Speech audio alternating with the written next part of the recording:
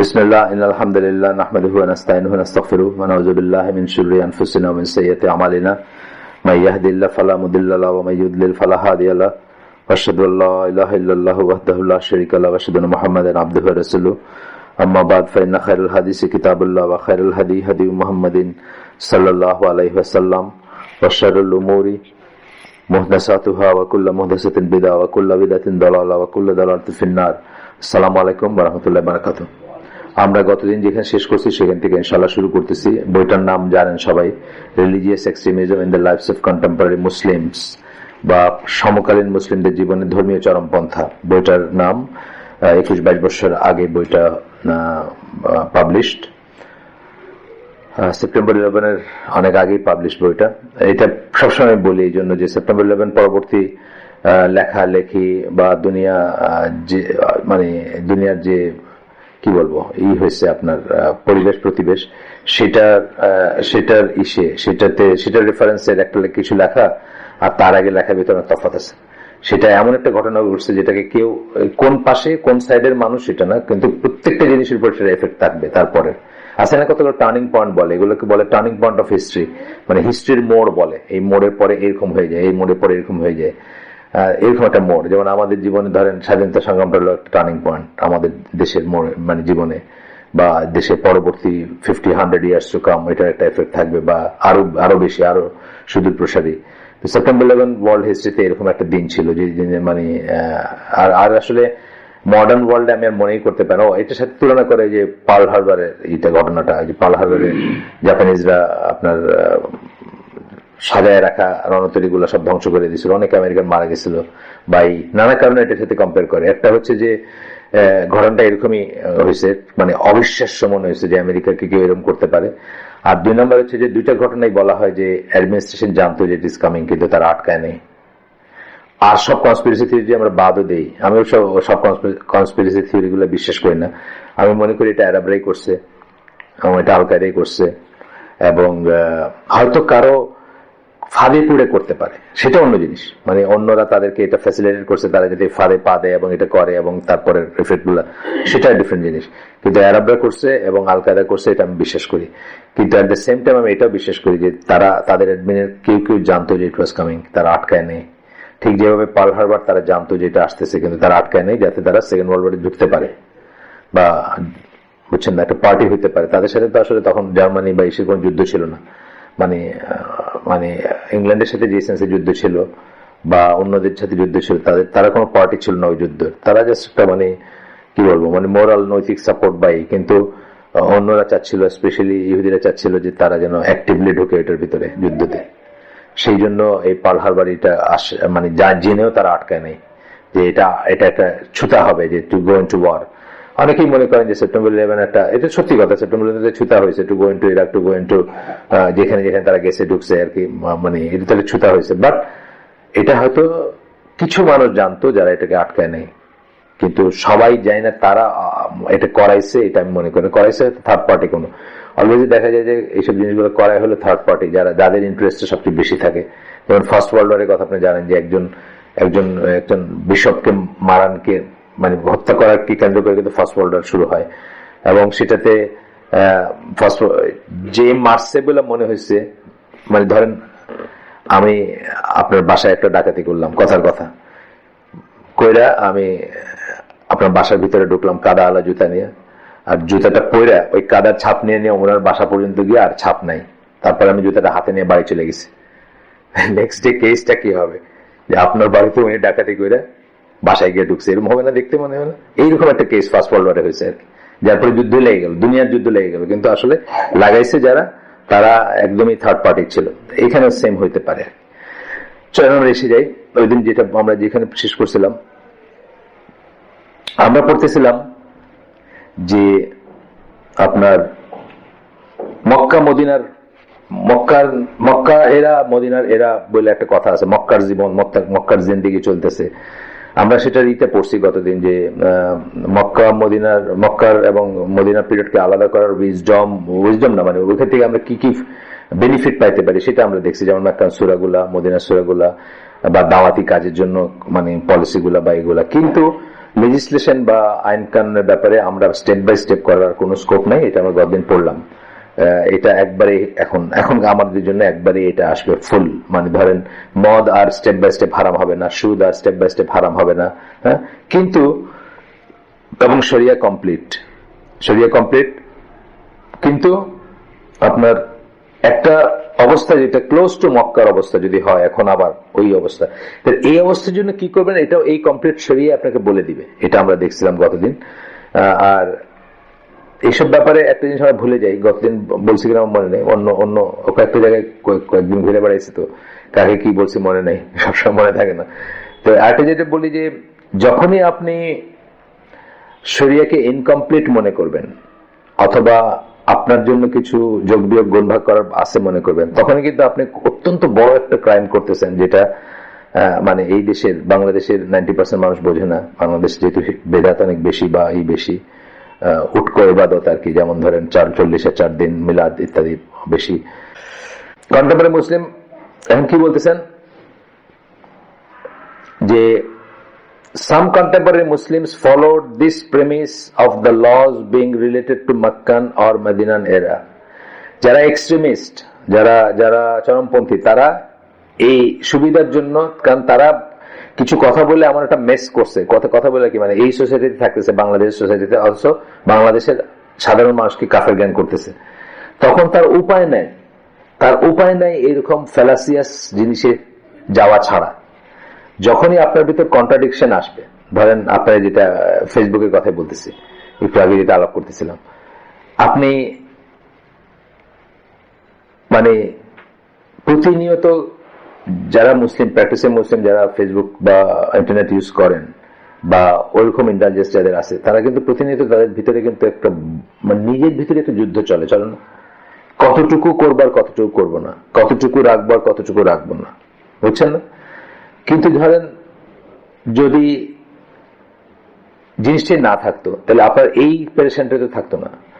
তো এরকম যারা চরমপন্থী তারা কি করছেন, তারা প্রথমে মানে আউট অফ দ্য ওয়ে গিয়ে নিজের ফেলো মুসলিমদেরকে কাফের জ্ঞান করছেন, কিন্তু আবার তাদের সাথে থাকতেছেন, তাদের সাথে খাচ্ছেন, কাজ করতেছেন, সেই সোসাইটিতে বিয়ে করতেছেন, বিয়ে শাদী হচ্ছে, বাচ্চা কাচ্চা হচ্ছে, সম্পদ সহায় মানে সবকিছুই হচ্ছে।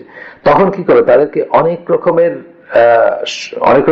নিজেকে জাস্টিফাই করার জন্য অনেক রকমের ফ্যালাসিয়াস জিনিস নিয়ে আসতে হবে। অর্থাৎ আছে না অনেক যে ঘুষ খায়, তারা ঘুষ খাওয়ার পরে দেখবেন মানুষের কিন্তু আছে, মানুষের এত দাম জিনিসপত্রের দাম, হ্যাঁ এইটাই বলতেছি, এটা কিন্তু সবখানে, এটা আমাদের ভিতরে ইনহেরেন্ট। আমরা কিন্তু নিজেকে জাস্টিফাই করার চেষ্টা করি, জাস্টিফাই করার চেষ্টা না করলে কিন্তু খারাপ কাজ করতে পারতো না কেউ, যদি না করতো। আপনি ধরেন যে লোকটা একটা মানুষকে খুন করে ঘুমাচ্ছে, খাচ্ছে, হেঁটে বেড়াচ্ছে, সে কিন্তু জাস্টিফাই করে ফেলছে কোনোভাবে। কারণ আপনি চিন্তা করতে পারেন, আপনার একটা মানে বিড়ালকেও আমি দেখছি বিড়ালকে ফালায় এসে ঘুমাইতে পারে না, এরকমও দেখছি আমি। বিড়ালকে ফালায় আসে, বিড়াল ফালানো কিন্তু খুব জানেন তো, যেখানে ফালান চলে আসে, বিলাই ফালানো একটা কথাই আছে। তো এটা কি করছে, বস্তায় বইরা নিয়ে ওই মাথার উপরে ওর মাথা ঘুরে নাকি বিড়ালে, তারপরে খালের ওই পারে ফালাইছে। খালের ওই পারে ফালাইলে কি হবে, পানি আছে মাঝখানে, তো পানিটা সে ক্রস করতে পারবে না, এবং স্মেলেরও বোধহয় একটা হয়ে যায় যে আর সে ট্রেস করতে পারে না যে কই থেকে সে আসছে, বুঝছেন না? কিন্তু আমি দেখছি যে ওইটার জন্য মানুষের ভিতরে কিন্তু গিল্টি ফিলিং, বুঝছেন, গিল্টি ফিলিং। নবী বিড়ালকে এরকম একটা আছে না যে বিড়ালকে মানে বাধা দেন নাই, পছন্দ করতেন বা তার ঘরে আশেপাশে ছিল বা বিড়াল নিয়ে বিড়ালের প্রতি একটা সফট কর্নার আছে অনেক মানুষের। আমি দেখছি যে তার কষ্ট হচ্ছে, সে যেটাকে ফালাই আসছে তার কষ্ট হচ্ছে। এই যদি হয় জমির, যেটাকে বলি বিবেক বলেন বা যাই বলেন, মানে ভিতরে যে আমাদের থাকে সবাই কনসিয়েন্স যেটাকে আমরা বলি, তাহলে একটা মানুষ মায়ের কিভাবে সে হাঁটতেছে, ঘুরতেছে, ফিরতেছে, খাইতেছে, মানে সে জাস্টিফাইড করে ফেলছে, বুঝছেন না?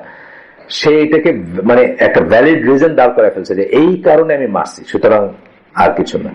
কিন্তু আমি তো চিন্তা করি আমি আসলে একটা জাস্ট যে কোনো পশু মানে হার্মফুল জিনিস ছাড়া, যেটা আল্লাহ বলছেন যে মারাটা জায়েজ বা মারা উচিত, সেরকম হার্মফুল জিনিস ছাড়া, বিচ্ছু বা মশা বা এই ধরনের আছে না যেগুলা, সেরকম হার্মফুল জিনিস ছাড়া ধরেন একটা কবুতর বা একটা কিছু আমি অযথা মেরে ফেললাম, এটি আমার ভালো লাগবে না, এটি আমার খারাপ লাগবে। সেটা মানুষ মেরে দেখেন একটা দুইটা না, দেখবেন যেগুলো মারে। ফর এক্সাম্পল যারা এই যে নারায়ণগঞ্জের ঘটনাটা ঘটাইছে, কি করে পয়সার জন্য, মানে অফ অল দ্য থিংস পয়সার জন্য এটা ঘটাইছে। আপনি চিন্তা করতে পারেন যে পয়সার জন্য কতগুলো হাইটে চলাফেরা করা মানুষটা মেরে ফেলছে। মায়েরা শুধু মারে নাই, মায়েরা কি করছে, পেট ড্রিল করছে, আরো কি করছে বুঝছেন না, ওয়েট লাগাইছে, তারপর বস্তা লাগাইছে, হ্যাঁ মানে যাই করছে, মানে আপনি চিন্তা করেন, তার মানে নিশ্চয়ই কোনো জাস্টিফাই করে ফেলছে যে এই লোকগুলো এরকম, এই লোকগুলো এরকম, বা আমার অর্ডার করছে আমার বস, আমার না করলেও কোনো উপায় নেই, আমারই মেরে ফেলবে, যান বাঁচানো ফরজ, কিছু একটা বাইর করছে, তাই না? তো এইভাবে বলতেছেন যে এইভাবেই কিন্তু এক্সট্রিমিস্টরা কি বলে, it is a part of the belief that one takes the religion in the form that it was revealed to the Prophet sallallahu alaihi wasallam, one takes the laws in stages as they were followed in the beginning of Islam. কি করব আমরা এখন এই সমাজে থাকি, তো beginning of ইসলামে যেরকম ল গুলা একটু একটু করে আসলে আমরা একটু একটু করে ইমপ্লিমেন্ট করবো, বুঝছেন না? সব মানুষ কাফের চারিদিকে, এখন কি করব? আচ্ছা, one begins with what was revealed in Makkah with respect to the period of weakness and oppression in which we are currently living. এখনকার দিনে যে আমরা দুর্বলতার ভিতর আছি, অনেক সমস্যার ভিতর আছি, এটাকে মক্কার সাথে তুলনা করে শুরু করে, মানে এই ইসের থেকে চিন্তা করে যে তাহলে একটু একটু করে আমরা জীবনে ইসলামের নিয়মগুলো মানবো, বা একটু একটু করে আসবে জীবনে। If the group is able to reach the power and rule by Islam, then we will follow what was revealed in Medina. As such is for an era in which the religion is politically and powerfully established. তো আমরা যদি কোনো সময় আস্তে আস্তে করে শক্তিশালী হই, তখন আমরা মদিনার জীবনের মতো আবার সর্বক্ষেত্রে ইসলামকে ইমপ্লিমেন্ট করব, কারণ তখন আমরা পাওয়ারফুল হব বা আমাদের শক্তি থাকবে, ইত্যাদি ইত্যাদি। As for the period in which we are now living, it is an era of weakness and oppression. এইটা হলো তাদের যুক্তি, কারের চরমপন্থীদের যুক্তি। আচ্ছা, দ্যাট ভিউ ইজ, এটা আমি একটা কোটেশন পড়লাম, একটা বই থেকে পড়লাম, এই ইংলিশ যেটুকু পড়লাম একটা বই থেকে পড়লাম, সেই বইয়ের নাম হচ্ছে আল হুকুম ওয়া কাদিয়া তাকফির আল মুসলিম। যিনি লিখছেন ইনি বইয়ের পক্ষে লেখেন, মানে এই ফিলোসফির পক্ষে লেখেন নাই, উনি জাস্ট বলতেছেন যে তারা কি ভাবে। That view is based on the premise that the members of the society are disbelievers. এই ভিউটা কোত্থেকে আসে? এই ভিউটা এখান থেকে আসে যে এই সমাজের সবাই অমুসলিম। আমার দেশে আছে, কিন্তু বলছি আগে আপনাদের, বহু মানুষ আছে যারা মনে করে যে এই সমাজের জেনারেল মুসলিমরা সব অমুসলিম, আসলে অবিশ্বাসী হয়ে গেছে। When they declared the member of the society disbelievers, they had then to respond to the problem of how to interact with the society. একবার যখন আপনি সবাইকে অবিশ্বাসী জ্ঞান করলেন, এখন প্রবলেম চলে আসলো যে তাহলে ইন্টারেক্ট করবো কেমন এই সোসাইটির সাথে। তখনই কিন্তু এই ফ্যালাসিয়াস জিনিসগুলো আসবে। কি আসবে? They restored the premise of taking the laws in stages. তখন তারা কি করলো? বললো যে এখন মক্কার জিন্দেগি চলতেছে, সুতরাং একবারে সব মানা যাবে না, স্টেপ বাই স্টেপ মানবো, স্টেজ বাই স্টেজ মানবো। And they made that the refuge for the mess they found themselves in. তারা যে মেস বলতে কি ছেড়াবেড়া করা বলি না আমরা, মানে তারা এই জিনিসগুলা বলে বা এই থিওরিগুলো এনে যে ঘটনাটা ঘটাইছে, এখন এগুলোর সাথে সহাবস্থান করতে গিয়ে তাদের কিন্তু এরকম ফ্যালাসিয়াস জিনিস বাইর করতে হইতেছে, বলতেছে মক্কার জিন্দেগি, বলতেছে এখন সব মানা যাবে না, স্টেপ বাই স্টেপ মানবো। Therefore, based on this concept of taking the laws in stages, they stated the following. তারা বলছে এগুলা, এইটা যেন একবার বললো যে মক্কার জীবন স্টেপ বাই স্টেপ জীবনে মানে শরিয়া আসবে বা রুলিং আসবে বা হারাম হবে জিনিস, তখন তারা বললো কি 4-5টা কনক্লুশনে গেল তারা। 1 নম্বর, it is permissible to marry those whom they claim to be disbelieving women. এটা পারমিসিবল তাদেরকে বিয়ে করা, কারণ একবার তো আপনি সবাইকে ই করে ফেলছেন, বানায় ফেলতে, এখন বিয়ে করবেন কারে, তেলে পাইবেন কই আপনি? তো আপনি করেন যে এটা পারমিসিবল কারণ মক্কা এটা করছিল। ওয়ালাইকুম সালাম। মক্কার জিন্দেগিতে ছিল মানুষের হাজবেন্ড, ওয়ালাইকুম সালাম, হাজবেন্ড মুসলিম হয়েছে, ওয়াইফ মুসলিম হয় না, এটা মক্কা জীবনে ছিল, সুতরাং এখনো এটা হবে। 2 নম্বর হলো, it is permissible to eat the meat slaughtered by those whom they claim to be disbelievers. তারা আপনাদের অমুসলিম ভাবতেছে, কিন্তু তাদের স্লটার করা খাওয়াটা জায়েজ, কারণ এখন তো মক্কার জিন্দেগি চলতেছে, এখন তো আর ওইরকম না আর কি। 3 নম্বর হলো, the Friday prayers and the Eid prayers are not obligatory. তাহলে মক্কার জিন্দেগি যখন চলে আসলো, তাহলে জুম্মা এবং ঈদ অব্লিগেটরি না, বুঝছেন তো? মানে দেখেন একটা খারাপ জিনিস থেকে কিভাবে আসে একটা, এবং মানুষ কিন্তু জাস্টিফাই করার জন্য এটা করতেছে। এই যে ঘুষের খাওয়ার কথা বললাম, যে ঘুষ করে খায় সে কিন্তু সেও একরকম করে জাস্টিফাই করে, কি করব বাচ্চা কাচ্চাগুলো বেতন দিতে পারি না, এটা না। অথবা বলতেছে অমুকে তো খায়, মানে সবাই খাইতেছে, তাইলে মানে আমি একলা না খায় কেমনে পারবো, এই ধরনের ব্যাপার আর কি, জাস্টিফিকেশন যখন আসে। আচ্ছা, 4, one must refrain from the use of force and suspend jihad. এখন যেহেতু মক্কার জিন্দেগি, ফোর্স ইউজ করা যাবে না এবং জিহাদ এখনকার জন্য সাসপেন্ডেড থাকবে। আচ্ছা, এই সমস্ত জিনিস আমরা আগে পড়ছি, তারপরে আবার একই জিনিস অন্য একটা ইসের আন্ডারে আসতেছে। আচ্ছা, শরিয়া কমপ্লিশন নিয়ে যেটা কথা বলতেছিলাম, ভুলে গেছি ওই সময় সরে গেছি। যে বলে যে শরিয়া স্টেপ বাই স্টেপ আসবে, তার মানে কি, বা ল গুলা স্টেপ বাই স্টেপ বা নিয়মগুলো আবার স্টেপ বাই স্টেপ আসবে, তার মানে কি আল্লাহ তাআলা যে বলছেন যে কমপ্লিট হয়েছে আপনার দিন, এটা কিন্তু সে অস্বীকার করতেছে। কমপ্লিট হওয়া মানে কি, ওই সময় থেকে আমাদের আলোচনা যাওয়ার ভিউ কি, ওই সময় থেকে কিয়ামত পর্যন্ত যোগ বিয়োগ গুণ ভাগ করার কিছু নাই, আমাদের দিন কমপ্লিট। হ্যাঁ, শরিয়া এবং ফিক আলাদা, এটা আমরা আগেও বলছি। শরিয়া এবং ফিক আলাদা, শরিয়ার ল গুলা কনস্ট্যান্ট বা কমপ্লিট, ফিকটা ভ্যারি করবে। ফিকটা তো আপনার সাথে আমার ভ্যারি করবে। ফিকটা আমি দাঁড়ায় না পড়লে নামাজ হবে না, দিস ইজ ফিক। আপনি শুয়ে পড়লে নামাজ হচ্ছে, দিস অলসো ফিক, তাই না? শরিয়া কিন্তু কমপ্লিট, কিন্তু ফিকটা ভ্যারি করতেছে কি, পার্সন টু পার্সন আমি দেখাই দিলাম ভ্যারি করতেছে। আমি দাঁড়ায় না পড়লে আমার নামাজ হবে না, আমার মসজিদে বলতে চাই, আমি বলি না, রাগ করবে। হাইটার মর্নিং ওয়াকে যাইতেছে, কেটস পরে আসছে, বুঝছে না, ফজরের নামাজের পরে মর্নিং ওয়াকে যাবে, আয়সা একটা চেয়ারে বসে নামাজ পড়ে গেলে গিয়ে, বুঝছেন, বললে বলবে আপনি বেশি জানেন, এই জন্য বলতে পারি না।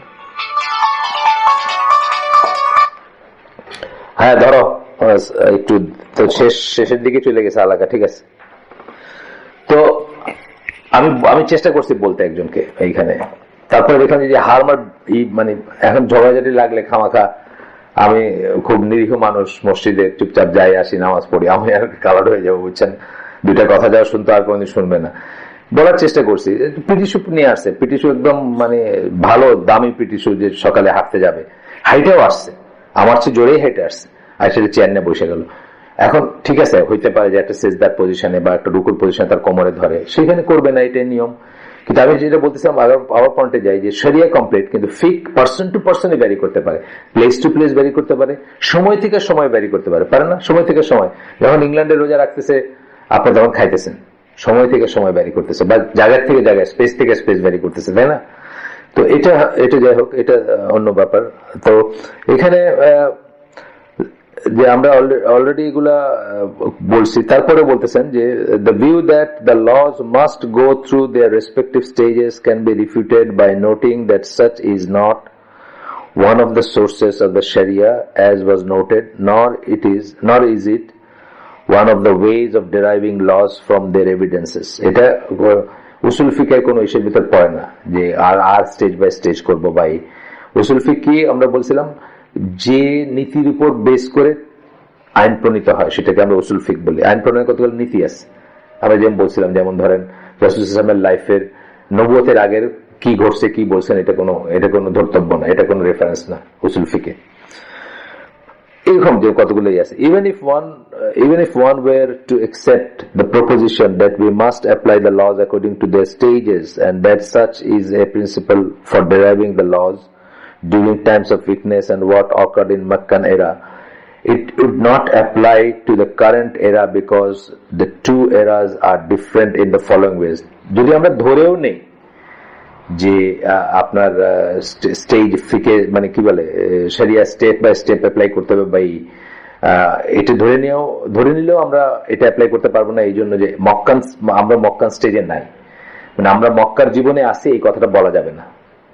মক্কার জীবনের সাথে সিমিলার কিছু জিনিস থাকতে পারে, কিন্তু মক্কার জিন্দেগি গুজরাতেছি আমরা, এটা বলা যাবে না।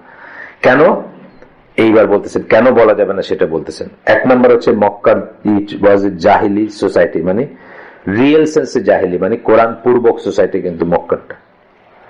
Disbelieving society, however, the societies in which they applied this principle of taking the laws according to their stages are Muslim societies, not disbelieving societies. তাকফির ওয়া হিজরা, বাংলাদেশে জামাতুল মুসলিমিন অথবা চরমপন্থী দলগুলো যারা আছে, তারা যেটা মক্কার সোসাইটি ছিল কোরআন পূর্বক টোটাল জাহেলি সোসাইটি, কিন্তু তারা ওই সোসাইটির ব্যাপারগুলোকে সুপার ইম্পোজ করতে চায়, কিয়াস করতে চায় এই সোসাইটির উপরে, যেটা কিন্তু একটা মুসলিম সোসাইটি, যেখানে অলরেডি কোরআন আছে, যেখানে কোরআনের বাণী আছে, যেখানে প্র্যাকটিসিং মুসলিম আছে, প্র্যাকটিসিং মুসলিমের ভিতরে ভ্যারিয়েশন থাকতে পারে। আল্লাহ রাসূলের একটা হাদিসের কথা আমরা বলছি যে ইসলাম থেকে সবচেয়ে প্রথম চলে যাবে হচ্ছে, এটা দরকার হলে আপনাদের রেফারেন্স দিতে পারবো, ওই ইসলামিক বিলিফ বইটাতে আছে, সবচেয়ে প্রথম চলে যাবে আল্লাহর আইন দিয়ে বিচার করা, আর মানে ইসলাম থেকে এবং মুসলিমদের থেকে, আর সবচেয়ে শেষ পর্যন্ত থাকবে হচ্ছে সালাত। এটা বলছেন। মাঝখানে অনেক স্টেজ আছে না, মাঝখানে অনেক স্টেজ আছে। আল্লাহর আইন দিয়ে শাসন করা প্রথমে গেল ধরেন 100% করা আবু বকর ওমর। যখনই খিলাফত নিয়ে দুজনের ক্লেম আসলো আর থাকলো, রিয়েলি খুব স্ট্রিক্টলি যদি বলেন আর কিন্তু থাকলো না। দুজন খলিফা যখন ক্লেম করলেন, দুজনই খলিফা, মুয়াবিয়া এবং আলী রাদিয়াল্লাহু আনহু, ওই রকম পিওর তো থাকলো না যেটা ওনাদের সময় ছিল। একটু চলে আসলো না, যে জন্য আপনার আব্দুল্লাহ ইবনে ওমর উনি কিন্তু কারো বায়াত নেন নাই। আপনি জানেন হয়তো যে এই দুজনে কারো বায়াত নেন নাই। কেন নেন নাই? এক মুসলিম ওয়ার্ল্ডে দুজন খলিফা থাকতে পারে না। যখন এটা ফয়সালা হয়েছে হাসান রাদিয়াল্লাহু আনহুর সময়, তখন উনি গিয়ে মুয়াবিয়া রাদিয়াল্লাহু আনহুর কাছে বায়াত নিছেন। এই যে ব্যাপারটা মানে পিওর যে শরিয়া, পিওর যে কোরআনিক, এটা কি প্রথম দুইজনের ছিল। তারপরে তো ওমর রাদিয়াল্লাহু আনহু হাদিসটা আছে জানেন তো আপনি, আমি তো ফিতনার দরজা, আমার এন্ড হইতে মানে আমি যখন শেষ হবো আমার সাথে সাথে ফিতনার দরজা খুলে যাবে। তার মানে ওমর রাদিয়াল্লাহু পর্যন্ত একটা স্টেজ আবু বকর ওমর, তারপরে স্টেজটা কিন্তু একটু অন্যরকম।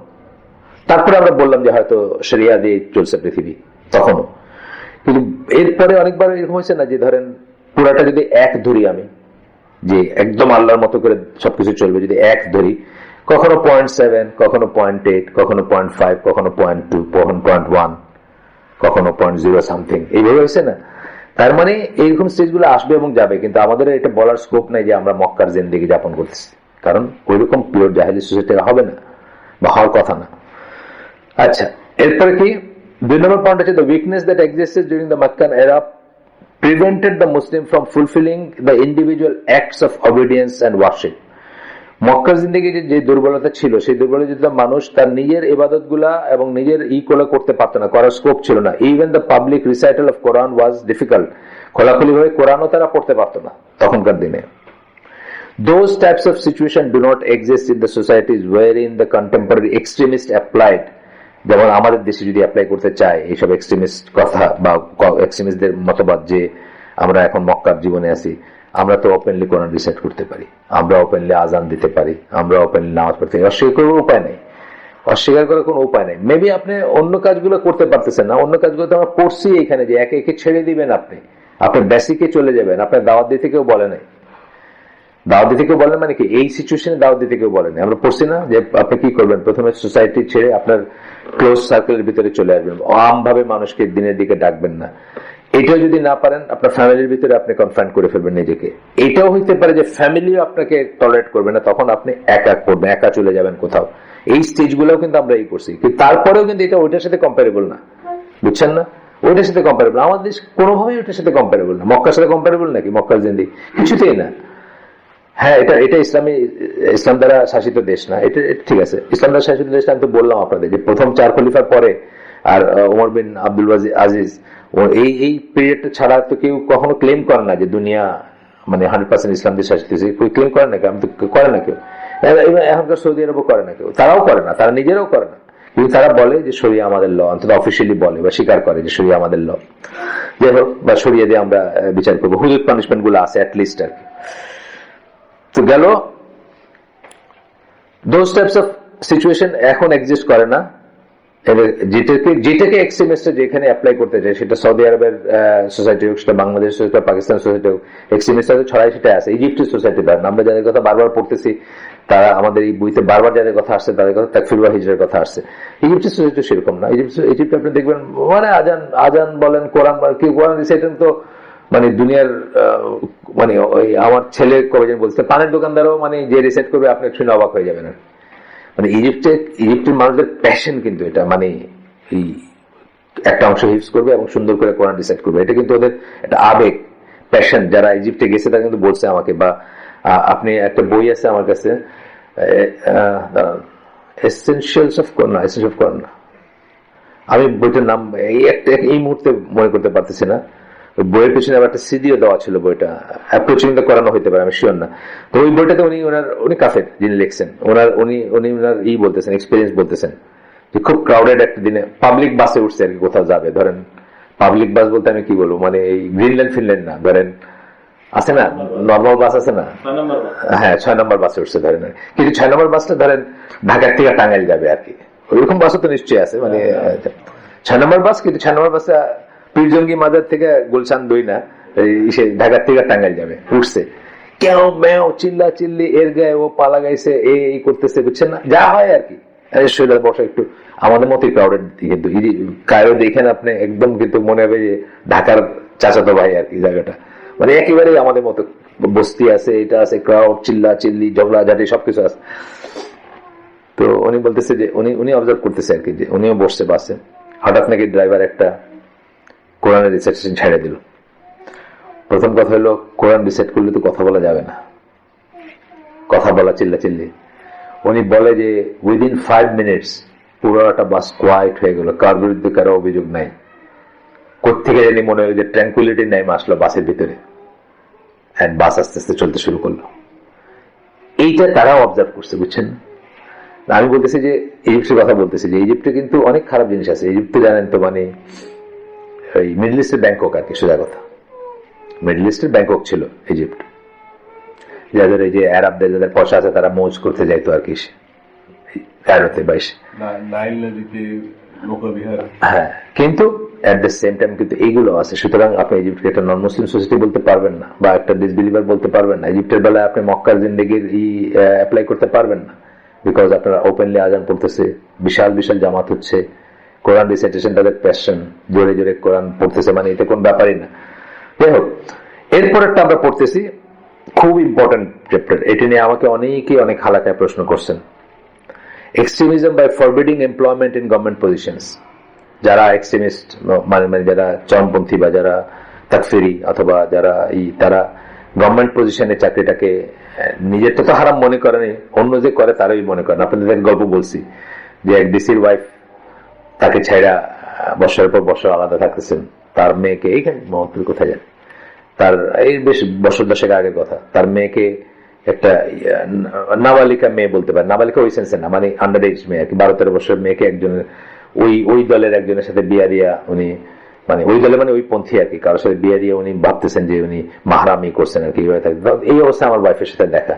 তা আমার ওয়াইফ ওনাকে জিজ্ঞেস করছে যে আপনি কি হাজবেন্ডকে ডিভোর্স করছেন, মানে ডিভোর্স নিয়েছেন? বলে না, আমরা ওরকমই আসি। আবার হাজবেন্ড নাকি কোনো না কোনো ফর্মে তাদেরকে ভরণ পোষণ দেয়। কিন্তু উনি, আমার ওয়াইফ বলছে যে ওই দিন থেকে এই দিন পর্যন্ত প্রত্যেক রাতে ফেরেশতারা আপনার লানত করছে আর কি, আপনি তাড়াতাড়ি যান, তার পায়ে ধরে মাফ চান যে আপনি যে তারা ডিপ্রাইভ করছেন। তা আমার ওয়াইফ যা বলার বলছে আর কি। তারপরে আমরা শুনছি যে এইটাই হয়েছে, আমি তা বলতেছি না, এক সময় নাকি উনি ফিরে গেছেন হাজবেন্ডের সাথে, আবার সুখে শান্তিতে ঘর করতেছেন আর কি। তিনি মাঝখানে বলছে যে গভর্নমেন্টে চাকরি করে তাগুত, বুঝছেন না, তাগুতের চাকরি করে নিজেও তাগুত, এর সাথে আপনার বিয়ে ভেঙে গেছে বা বিয়ে নাই, তা আপনি এখন আলাদা থাকেন, ইত্যাদি ইত্যাদি আর কি। অন এন্ড অন, এগুলো তো কোনো শেষ নাই।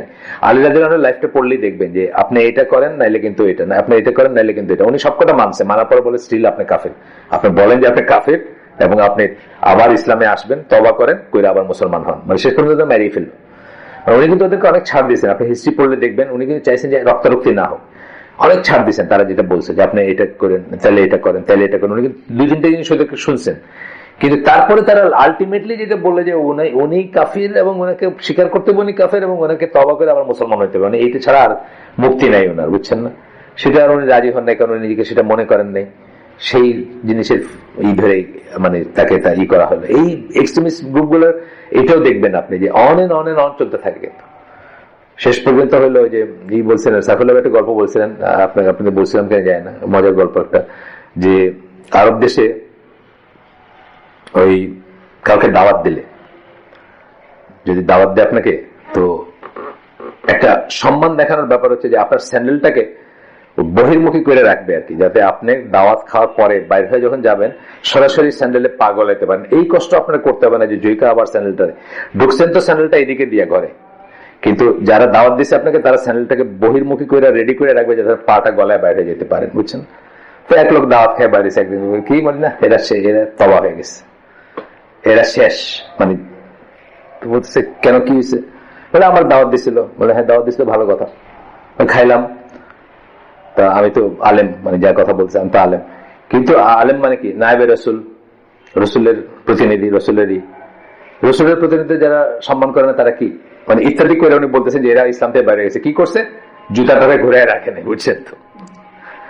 এইরকম পর্যন্ত যায় আর কি, এদের এদের এইগুলা যখন বাড়তে থাকে ওইরকম জায়গায় যায়। আসেন সরকারি, আমরা শেষ করে দিব ইনশাল্লাহ 45-50 শেষ করি আজকে, 50 আর 10 মিনিট যাই আমরা, দেরিতে যেহেতু শুরু করছি, একটু গপ্প সপ্প, মানুষও কম ছিল আজকে, আজকে এই কম উপস্থিতি কম।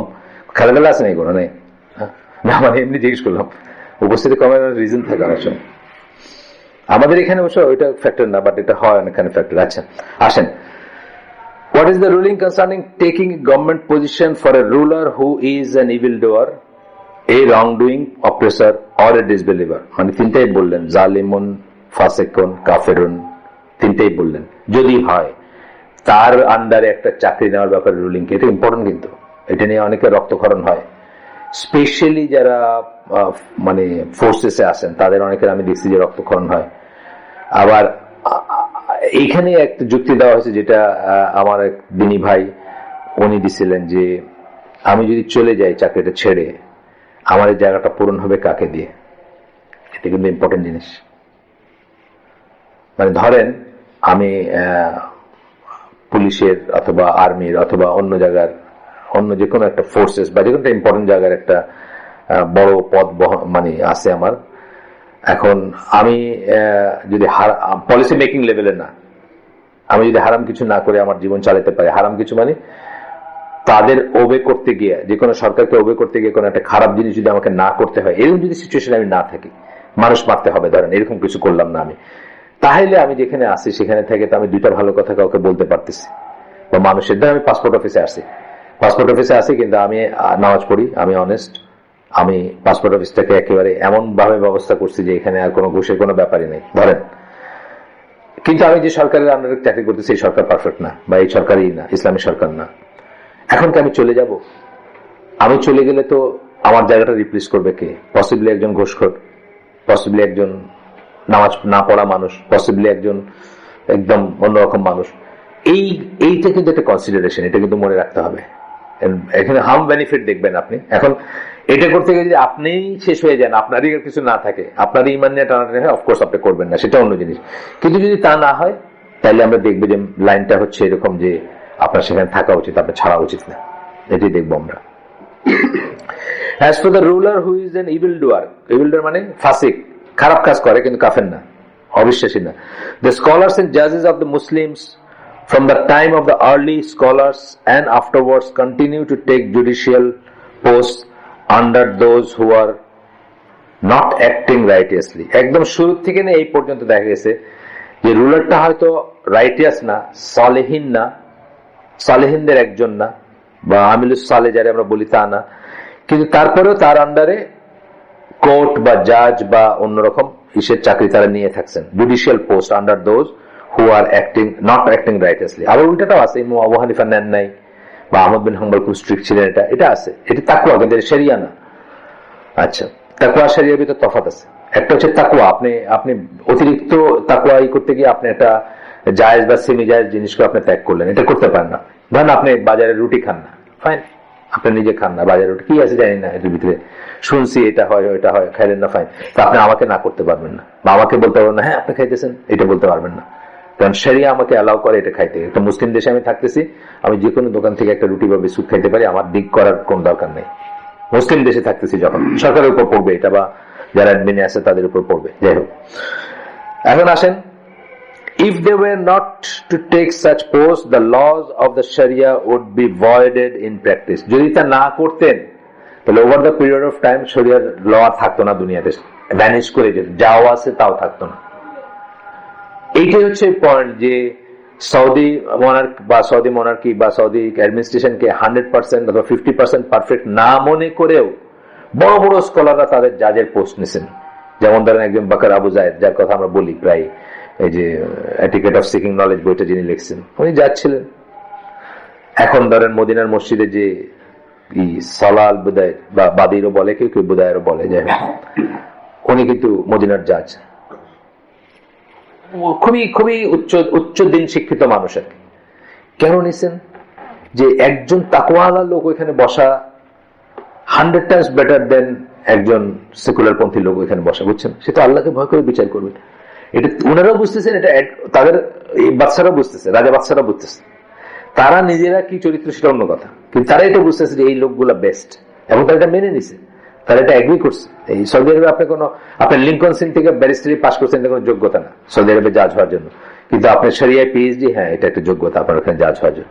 তো এই জিনিসটা আর কি, মানে আর না হলে কি হইতো, আর না হলে এই সৌদি আরবে দেখতেন যে গত 30 বছরে চেঞ্জ হইতো না।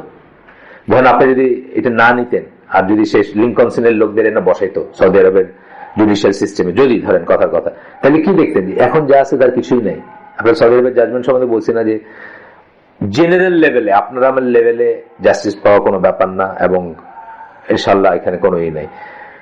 খুব অন্যরকম লেভেলে যেখানে আপনার মানে রাজতন্ত্র, মানে রাজ পরিবার টানার নেই, সেখানে হয়তো কখনো এদিক সেদিক হইতে পারে, কিন্তু সেটাও কিন্তু ইচ্ছাকৃত না, সেটাও কিন্তু আন্ডার কম্পালশন, এটা মনে রাখতে হবে। কিন্তু এরকম জেনারেল লেভেলে আপনাদের একটা ঘটনাই বলছি যে বাংলাদেশের মায়েদেরকে ট্রেনে ফেলায় ছেলে চলে গেছে, বিলায় ফেলায় চলে গেছে ট্রেনে, খবর পড়ছেন না? আমি নিজে পড়ছি খবর, ট্রেনের ভিতরে রেখে চলে গেছে, যাতে মা বুড়া হয়ে গেছে, এটা আর বহন করতে চাইতেছে না। সৌদি আরবের মায়ের গল্প বলছি না একটা, এই হালাকায় বলছি না আগে, মা বেশি কথা বলে, হয়তো 80 বছর বয়স বাস, এই ছেলের গাড়ি চালা যাইতেছে, পিছনে মা বসে ক্যাস ক্যাস করতেছে, মাকে চুপ করাইতে বলে একটা ঘুষি মারছে, মায়ের একটা দাঁত পড়ে গেছে। নেক্সট পুলিশ স্টপে মা কমপ্লেন করছে পুলিশের কাছে, আমার ছেলে আমার মায়ের দাঁত ফেলা গেছে। পুলিশ তারা অ্যারেস্ট করে নিয়ে গেছে মক্কার জাজের কাছে, মক্কা যাইতেছিল তারা আর কি, তার ওই দাঁতটা তো সারাতে ফেলাই দিছে, টুথ ফর টুথ আর কি, এটাগুলোর মানুষ হিসাবে বিচার যেটা। তারপরে তাই কি করছে, 2500 দৌড়রা 6 বছর জেল, মাকে মারছে দেখে 6 বছর জেল। 2500 দৌড়া সে একবারে নিতে পারবে না, বড় 50টা নিয়ে হয়তো অজ্ঞান হয়ে যাবে। ওভার দ্য পিরিয়ড অফ 6 বছর তাহলে 2500 দৌড়া শোধ করা হবে আর কি। এখনো এই জাস্টিস আছে, এখনো একটা মা পুলিশের কাছে গিয়ে কইতে পারে যে আমার ছেলে আমারে বাদ দেনে, বুঝছেন না? এটা থাকতো না যদি আপনি ওই জায়গাগুলো তারা রিফিউজ করতো টু সিট, বুঝছেন না? যারা আমাদের আলেম বা যারা বড় বড় তারা যদি রিফিউজ করতো যে না আমরা জাজ হবো না এই তাগুত সরকারের আন্ডারে বা হোয়াট এভার যাই বলুক তারা আর কি। তাগুত তো বলেই, সৌদি আরবের গভর্নমেন্টকে তো যারা চরমপন্থী তারা তাগুত বলে না, বলে তারা। আচ্ছা, আমি বলি না। As for the disbelieving ruler, এখন যদি রুলার ডিসবিলিভিংই হয়, এখনকার কিন্তু নট রাইটিয়াস ছিল আগেরটা, তাই না? ডিসবিলিভিং মানে বিশ্বাসী করে না বা অবিশ্বাসী হয়ে গেছে, সেরকম রুলার যদি হয়, আর one who openly committing wrong and oppression, অথবা যে সরাসরি জুলুমের কাজ করে, ওপেনলি জুলুমের কাজ করে এবং খারাপ জিনিস করে, দ্য স্কলার্স হ্যাভ ডিফার্ড। একটা হলো রাইটিয়াস না বললাম প্রথমটা, কিন্তু একটা ক্যাটাগরি ছিল, আর এখনকার ক্যাটাগরি কি হয় সে অবিশ্বাসী অথবা ওপেনলি জুলুমের কাজ করে, সরাসরি একটা কিছু উল্টা করে।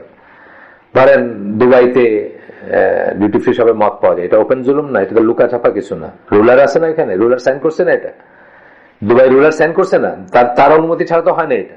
তো দুবাই ডিউটি ফ্রি শপে আমি রমাদানের ধরেন 21 তারিখ বা 21-22 তারিখ আসতেছিলাম সৌদি আরব থেকে, এই উমরা শেষে সকাল 10টার সময়, একদিকে খুব সুন্দর করে পিছি পিছি বাতি হয় না ওইগুলো রমাদান করিম লেখা, আরেকদিকে মদ চলতেছে আর কি সকাল 10টার সময়, ফরেনাররা খাইতেছে বা যে খাইতেছে জিজ্ঞেস করে না কে খাইতেছে মানুষ খোলা ওপেন।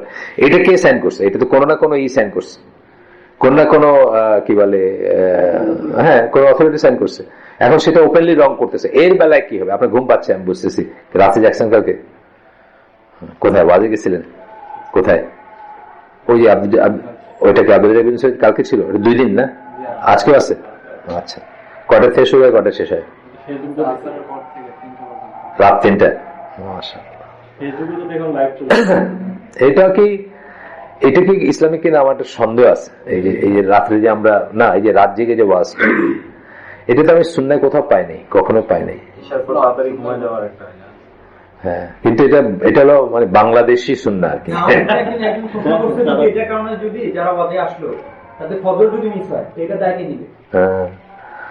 উনি করতেছেন, আমি ভাবলাম যে আমি সাহস করে বলছি যে আপনি রাত্রে ঘুমান নাই। আমি তো আরেকটা কথা একটু আগে গল্প করছি না, সেটার কারণে যদি হয় তাহলে ওনাকে একটা অকওয়ার্ড পজিশনে ফেলা হবে।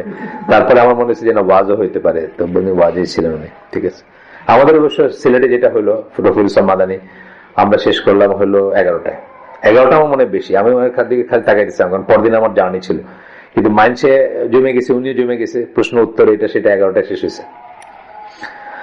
আচ্ছা, তারপরে হচ্ছে কি, এখন স্কলাররা ডিফার করছে কেন?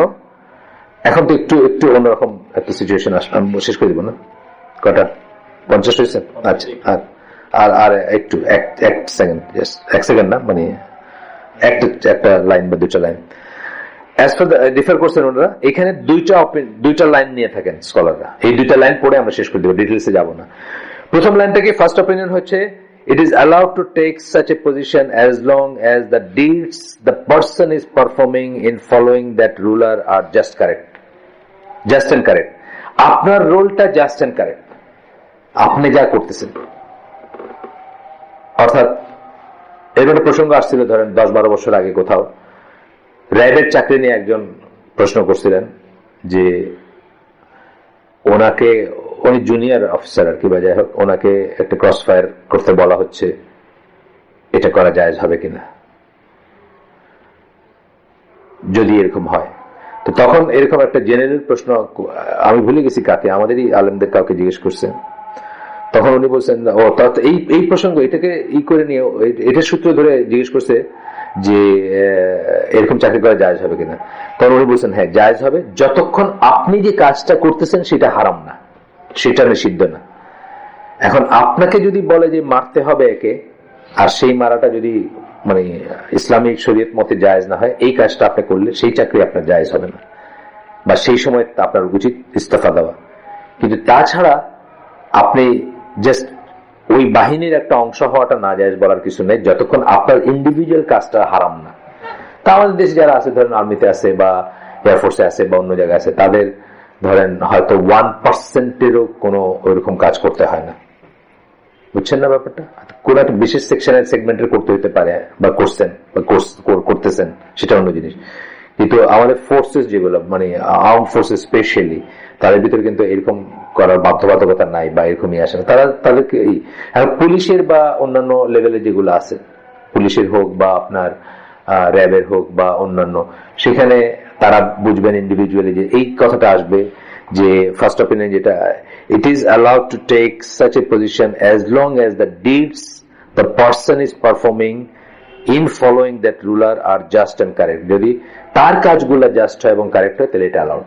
তার নিজের কাজগুলো, পার্সোনাল কাজগুলো যদি হয়, এটা আমাদের স্কলারদের লাইন, সবখানেই লাইন এটা।